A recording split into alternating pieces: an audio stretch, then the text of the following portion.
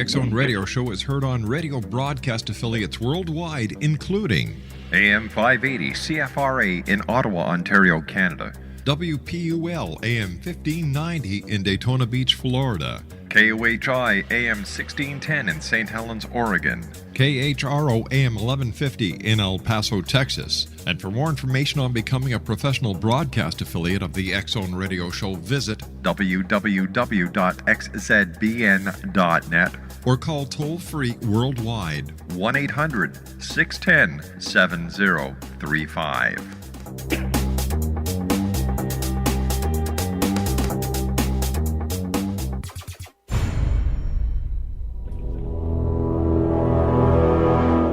The X Zone radio and TV show is largely an opinion talk show. All opinions, comments, or statements of fact expressed by Rob McConnell's guests are strictly their own and are not to be construed as those of the X Zone radio and TV show or in any manner endorsed by Rob McConnell, Relmar McConnell Media Company, Talkstar Radio Network, its affiliated stations, or employees.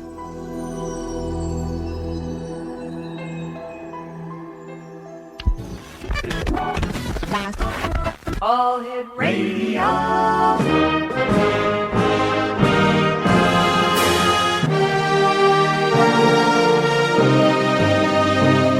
Welcome to the X Zone, a place where fact is fiction and fiction is reality. Now, here's your host, Rob McConnell.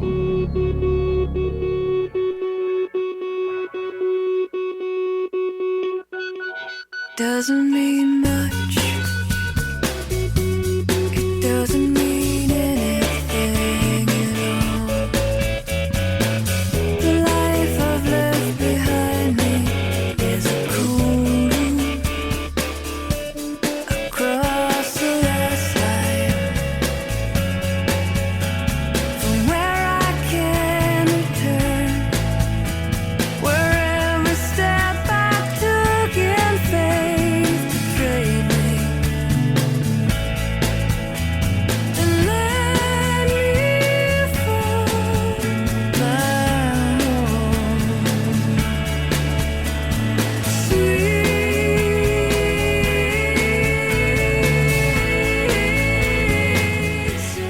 Welcome back to the X Zone, everyone. My name is Rob McConnell, coming to you from our studios in Hamilton, Ontario, Canada, on the Talkstar Radio Network, X Zone Broadcast Network, UK High Definition Radio, Euro High Definition Radio, and Star Cable.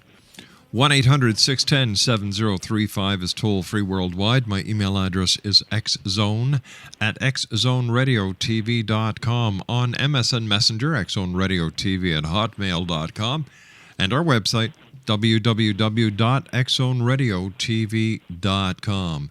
X Zone Nation, my very special guest this hour is Dr. Linda Clever. Dr. Linda Clever. She is founding president of Renew, a nonprofit aimed at helping devoted people maintain and regain enthusiasm, effectiveness, and purpose. Dr. Clever is also a member of the Institute of Medicine of the National Academy of Sciences, Associate Dean for the Alumni Affairs at Stanford University School of Medicine, Clinical Professor of Medicine at UCSF, former editor of the Western Journal of Medicine, and founding chair of the Department of Occupational Health at California Pacific Medical Center. And she's also, listen to this, she's also found time to write a book, and the book is entitled The Fatigue Prescription: 4 Steps to Renewing Your Energy, Health, and Life. And you can tell by her activities she doesn't suffer from fatigue. Dr. Clever, welcome to the X Zone. My pleasure. Thanks so much. Where do you get all the time, and how come you're not fatigued? Well, I have had my moments, as a matter of fact, and that's one of the things that led me to start Renew, which is a not-for-profit that I started, and then led me to listen to thousands and thousands of people across the country about how they refresh and renew and stay up, because you can get exhausted with life, whether it's doing good or earning a living or trying to keep all the balls in the air. So it becomes kind of a project. I do admit that I have a fair amount of energy, but even that energy can drain away under tough circumstances. Tell me, doctor, is there a difference clinically between fatigue and chronic fatigue? Yes, I would say that. And I think that the term chronic fatigue syndrome, which is something that there have been lots and lots of books written about and people are concerned about, is something where has been defined where people have fatigue that goes on, and there doesn't seem to be an explanation for it. Sometimes it follows an infectious disease, sometimes it follows life circumstances, but where they're just exhausted kind of all day long. And we need to understand more about what causes it and how to treat it. The fatigue that I'm talking about is more the fatigue that you feel at the end of the week when you look back and it's been a really, really busy week and you can't think of what you really got done. Well, isn't this ironic? We're talking about this on a Friday. Dr. Linda Clever's our special guest this hour. The website is thefatigueprescription.com, and for information about her nonprofit organization, www.renewnow.org. The good doctor and I return on the other side of this commercial break as the X Zone continues from our studios in Hamilton, Ontario, Canada, with yours truly, Rob McConnell. Don't go away.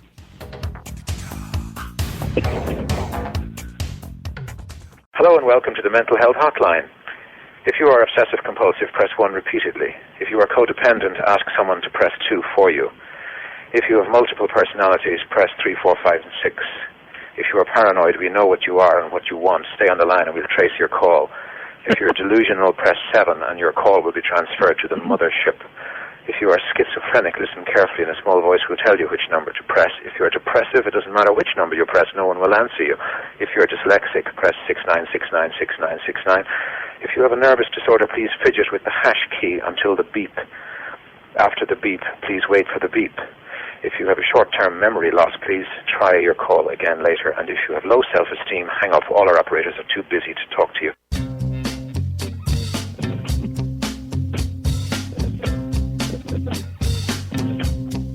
Mustang Sally.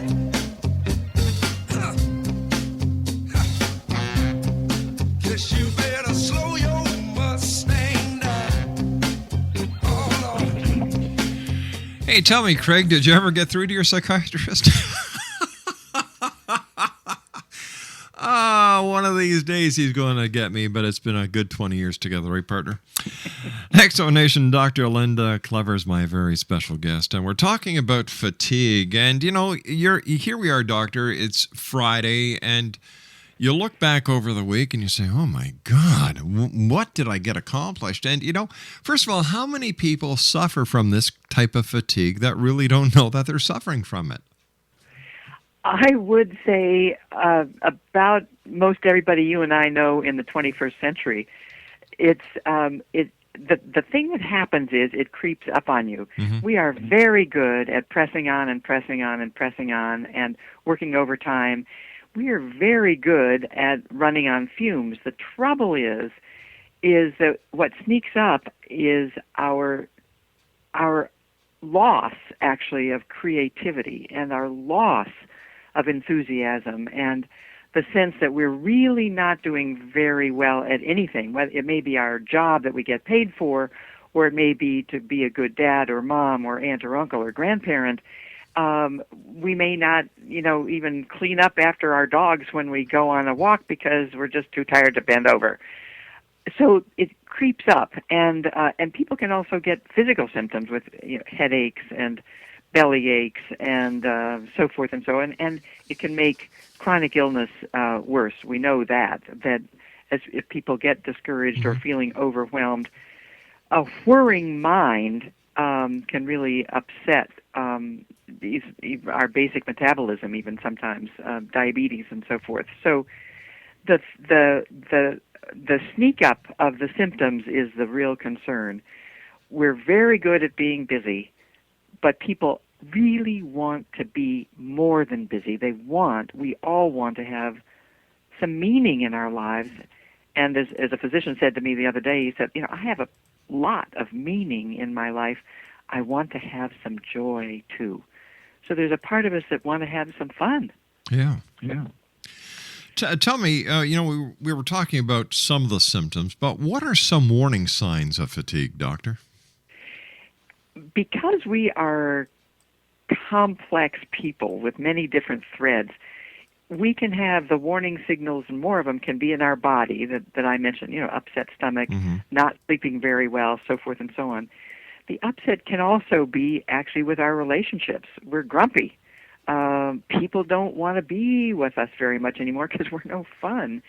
Or it's kind of like you're going around with a second-degree burn, and if somebody just touches you, you kind of flare. So there can be relationship problems.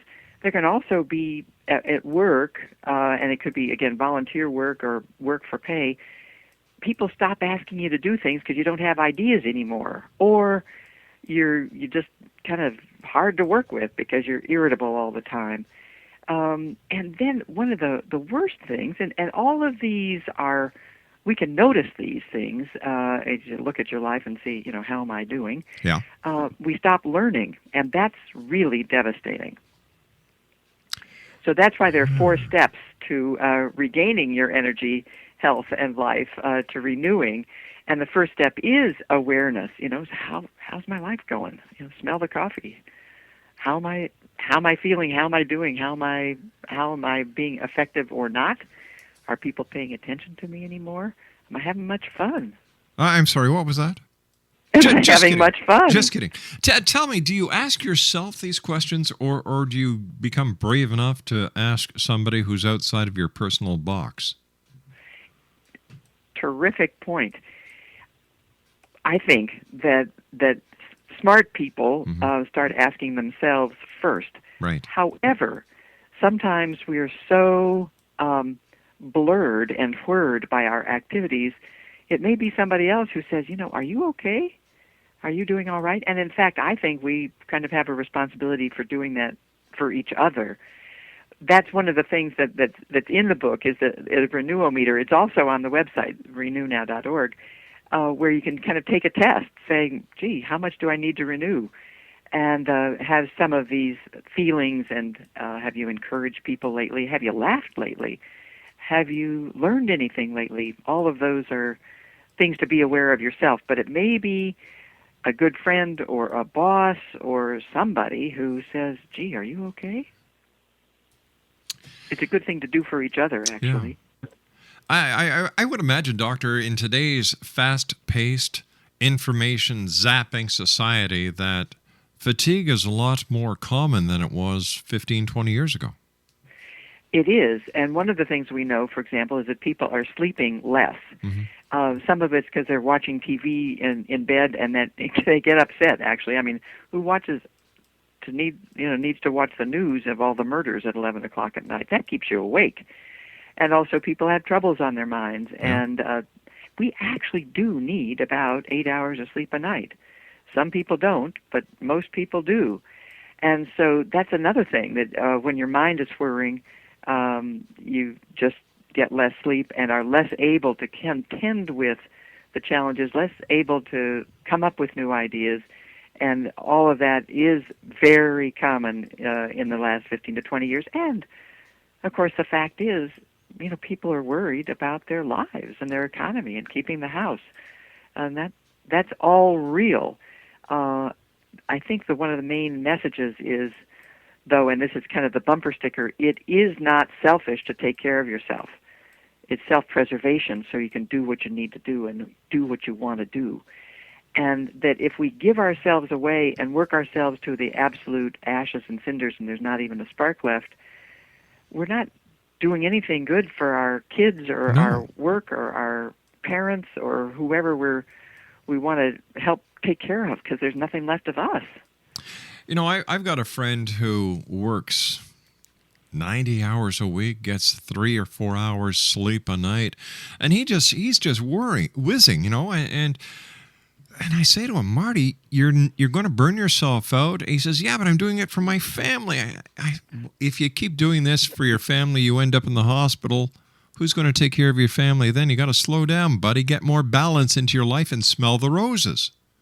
That's exactly right. And if he and his wife, if he's still married, if they could sit down with their kids or with their parents and say, do you want dad or do you want money? They're going to pick dad every time.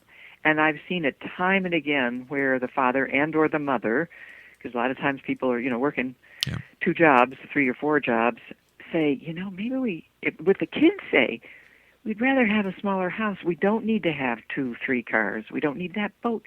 We'd rather have your time and your hugs and, come to school with us or go to the, talk with the teacher. Do something with us. Let's go for a walk.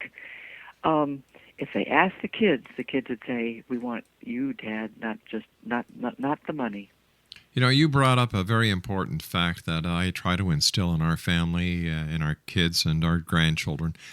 You need to have the family unit. It's very important. Sit down and have your meals together. Talk, for goodness sake. Communicate. No iPods, no iPhones, no texting in the house.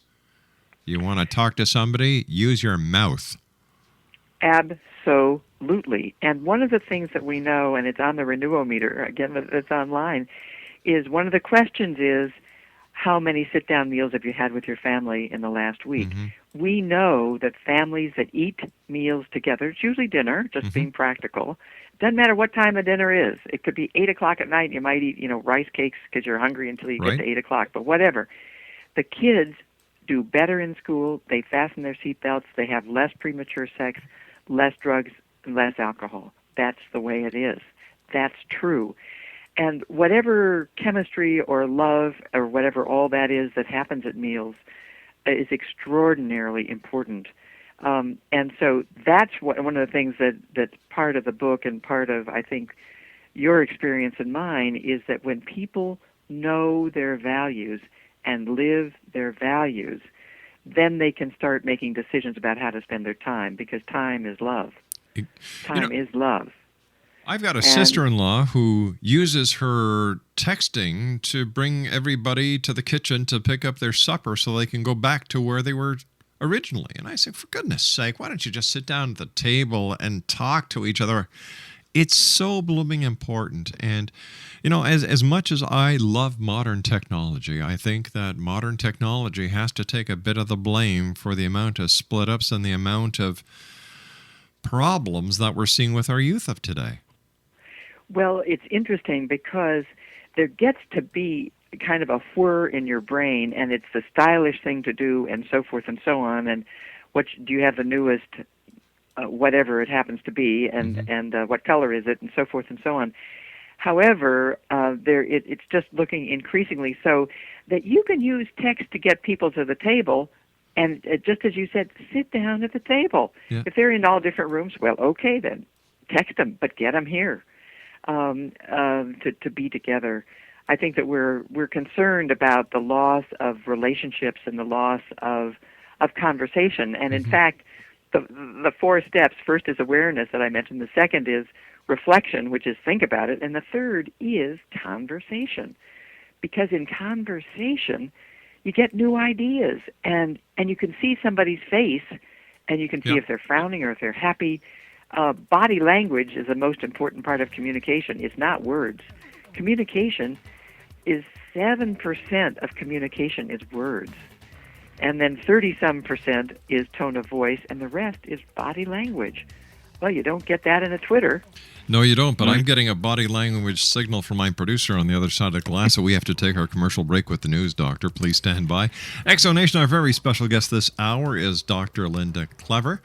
And her websites are, number one is www.thefatigueprescription.com, and her second website, all about her nonprofit organization, is www.renewnow.org.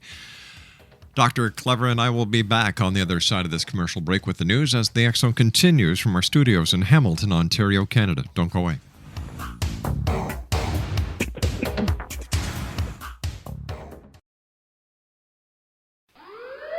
Thank you for calling 911. Our offices are closed because everyone is at the donut shop. We discussed the situation before we left, and we believe you are old enough to be responsible while we are away. Please be careful with matches, and do not play with knives, and things should be okay until we get back. Hang up the phone now.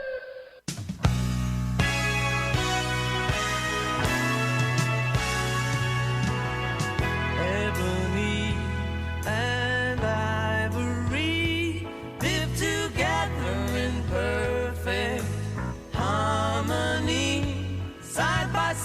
on my piano keyboard. Oh Lord, why don't we?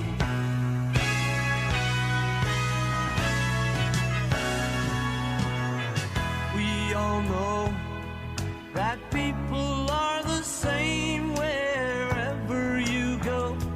There is good and bad. Exonation Dr. Linda Clever is my special guest.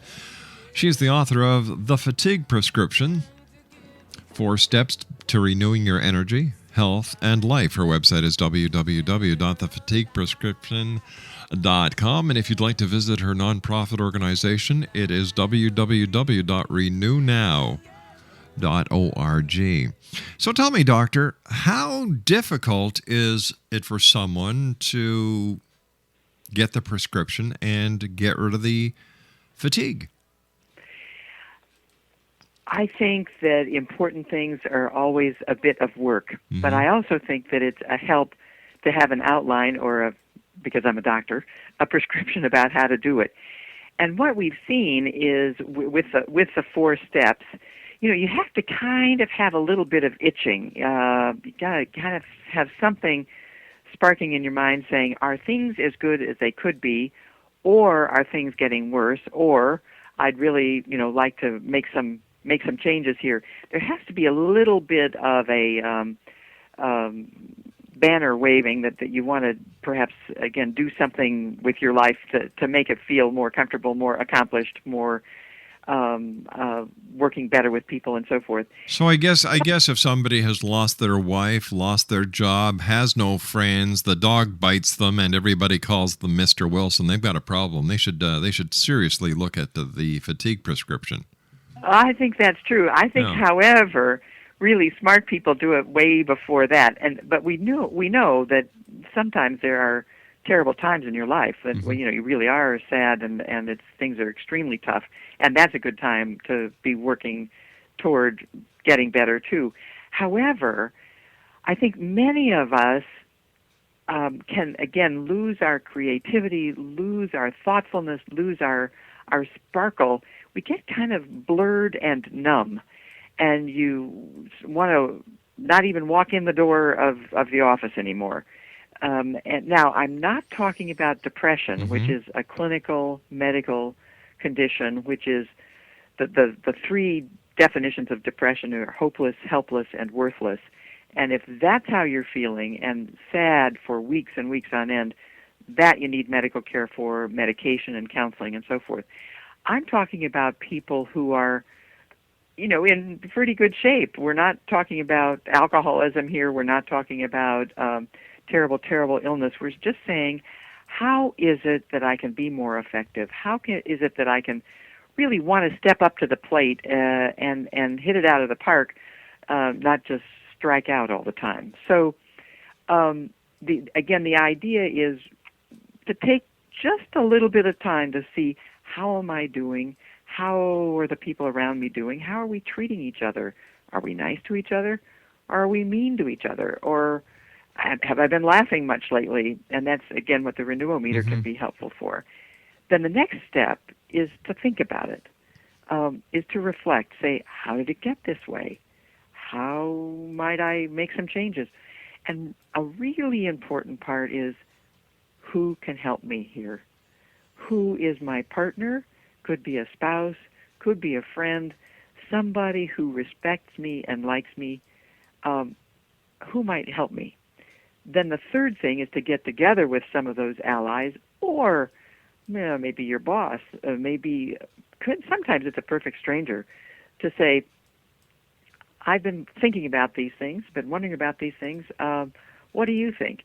One of the things that's really interesting that happens to us these days is we're working so hard that sometimes we feel all alone. We feel like we're the only people who have ever suffered, or the only people who've ever lost a job, or the only people who are feeling so busy that you can't get your legs under your body. And then you ask around. Yesterday I was at a meeting. Actually, we were talking about the book, and this fellow said, "What do I do about getting 500 emails a day?" And I said to the group, there were about 25 people there, I said, what do you do about getting 100 or 200 or 300 or however many is too many? People had a whole lot of really good ideas. And what the fellow found out is he's not alone.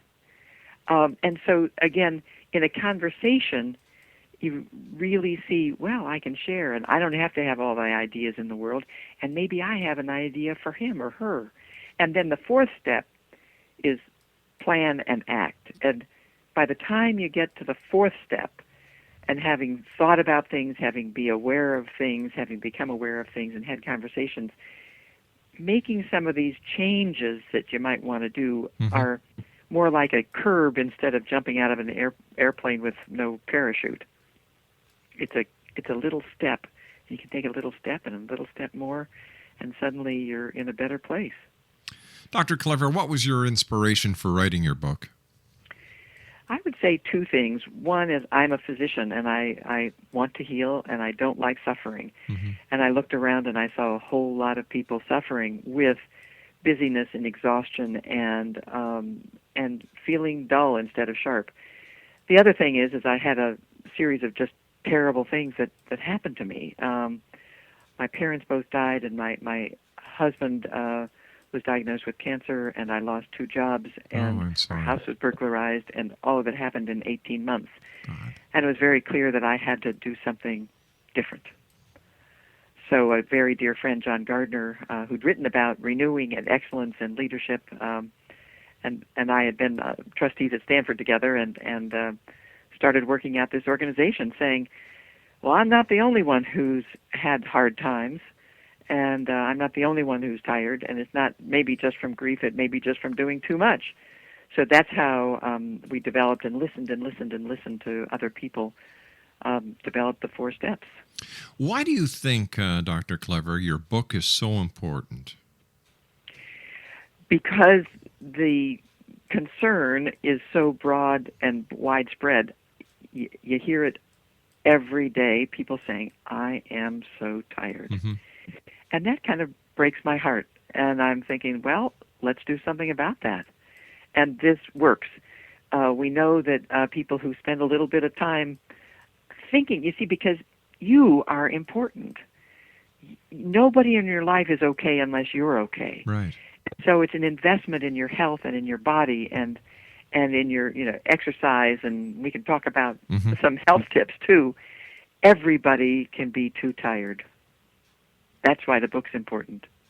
Is there such a thing with fatigue as a quick fix? Every now and then people get hit by lightning, and really hit by lightning, and every now and then you have this fabulous aha. And so, yes, it can be a quick fix. However, it's more likely to come in 15 or 20 seconds or 15 or 20 minutes and maybe over months and months and months. But sometimes you can just take a big breath and feel better. And sometimes you can smile at somebody and feel better. And sometimes you can look at a picture of somebody you love or a place you've been and you love that so much and you can feel better and get some energy back. Part of the question is how can we refill our energy bucket? And sometimes you can fill your bucket fairly quickly with some, fairly quick fixes, but over the long run, it may take some more adjustment. It's not just, my mother always used to say, gee, I wish I could take a pink pill, but it's a little bit more than that. But for the moment, you can feel better, and I think that's an important step to take and to know that, and to know what your own quick fixes are, so that you can kind of take charge of yourself and not just whirl downwards. You're a very busy lady. How do you refresh yourself? Well, one thing I have to admit is I actually hate to exercise. And I know I need to exercise. It's good for the memory, it's good for the body, it's good for the heart, everything. So I had to figure out ways that I could trick myself into exercising. And I found that I can walk, and we live right at the beginning of a trail, and it's a tough trail. And I learned the wildflowers. And once I got my mind working about what the wildflowers are and how the Native Americans use the wildflowers and what their botanical names are, then I started taking friends along on walks with me. And so I can walk and talk at the same time. So that's one thing that I do. But it took some experimentation and tricking myself into do it. I also love to read, and our whole family loves to travel and be together. So you have to kind of have plan A and plan B and plan C, and sometimes you use them all in sequence. When it comes to fatigue, we touched briefly on this, but does diet make an important? Does diet play an important factor when it comes to fatigue? It does. A good diet is good for you, and we know more and more, of course, that good diets mean fruits and vegetables, and got to have some protein. There's no question about it. Got to have some good kinds of fat, and salmon has some of the good kinds of protein and fat both. Not eating too much is important, one of the things that's so interesting these days that we're also finding is that people are worried that they're not eating right. And so then they take supplements. Well, one of the things that we know about supplements and vitamins that are artificial is some of them don't do any good and some of them actually do harm. So for sure, having a diet that has pleasantries in it, things that you like, with just the right number of calories and divided again with lots of fruits and lots of vegetables, and got to have the protein and got to have some good fats. But adding supplements to people who have normal digestion and a good, well-rounded diet, the supplements don't help much, except pregnant women need to take, or women who might be getting pregnant too, need to take folic acid. And there are a few exceptions, and that's why you talk to your doctor or your nutritionist or nurse practitioner. But supplements have gotten people into more trouble than good, actually, and we know more and more about that. What about these fast weight loss diets like the Atkins diet? Are they healthy for people? Because I love carbs, and to knock carbs totally out of my diet, I'd cry. Well, it's interesting. I think everybody knows there's so many diets. Well, if there were one good diet, then that would be the answer. Yeah. Different people have different kind of metabolism. We know the faster you lose weight, the more likely you are to regain the weight. And for sure, the thing that helps keep weight off after there has been weight loss, and different people do have different kinds of successes with different kinds of diet, but what keeps the weight off is exercise. End of story. You can't just restrict calories and lose weight, first of all, but even keeping low calories, if you don't exercise, you'll gain it back. That's absolute. That's what we know. So the other thing I did want to add is we talking about supplements and so forth. Ginseng and ginkgo biloba, and people are taking things for memory and so forth. The trouble with those is, one, they don't work. Very little data that they work, and two, that they interact with other medications such as Coumadin, and a lot of people are on Coumadin, called warfarin, also for heart troubles and blood clots and so forth. And if you take ginkgo biloba, ginseng, chondroitin, sulfate, so forth, they make you bleed. If you're on aspirin or if you're on some of the blood thinners, anticoagulants, and so people don't know that and get sicker. This is really a body is a magnificent thing, but you don't mess around with it. It's pretty pathetic. People take better care of their cars than they do of their bodies. It's true. I mean, you fill your windshield wiper juice quicker than you fill your own energy bucket. Exactly. And how many people will be somewhere sitting down, slurping down one of these diet pops that's filled with aspartame instead of drinking water? Like, come on, people, for goodness sake. Well, and water, it turns out that tap water is probably safer than most of the water that's bottled. Exactly. Because there are criteria for tap water. There aren't criteria in most places for bottled water. It is really curious. The idea is to have a whole and healthy life, and that means your body, it means your soul, it means your spirit, it means your learning and your relationships. The book is divided into kind of two parts. One is diagnosis, because I'm a doctor. You'd have to know what's wrong before you can do something about it.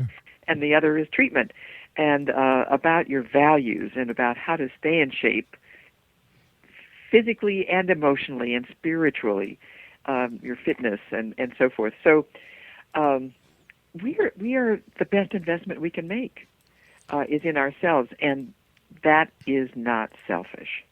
Our kids depend upon us, maybe grandkids, maybe nieces and nephews, maybe parents, maybe work. If we're not okay, nobody's okay. Reminds me of the old saying: if you don't love yourself, no one else will either. Well, that's true. It's really true, and it gets back to that it's okay to have some fun. Yeah. As I think about my values, I think I have an F list because sometimes it's hard to remember your values, and my F list is family and friends and faith and fun and flexibility and sometimes fear, and certainly because fear can get you mobilized, and forgiveness. Then, of course, every good list has chocolate on it in some way, and so I have, F word for chocolate too. All right, let's talk about chocolate on the other side of this commercial break. Exonation, Dr. Linda Clever is our special guest. Her websites are thefatigueprescription.com and www.renewnow.org, the name of her book, The Fatigue Prescription, 4 Steps to Renewing Your Energy, Health, and Life. We'll be back on the other side of this commercial break. Don't go away.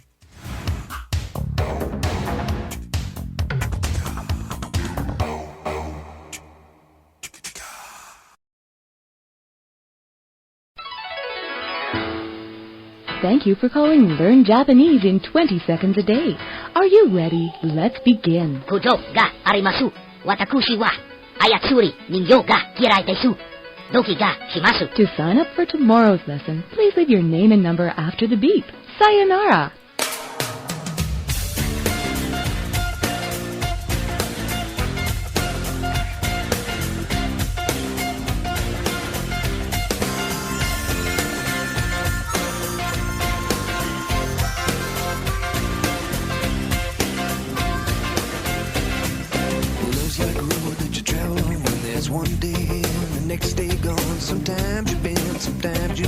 Sometimes you turn your back to the wind. There's a world outside the darkened door where blues won't haunt you anymore. With a brave heart, free lover's soul, come ride with me to the distant shore. We won't hesitate, break down the garden gate. There's not much time left today. Life is a highway, I wanna ride it all night long.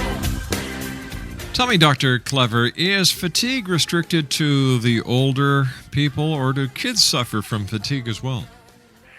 Kids can have bad days at school, and I'm talking about little kids, and they can get bullied, and they can get ground down, and they can have nobody listen to them.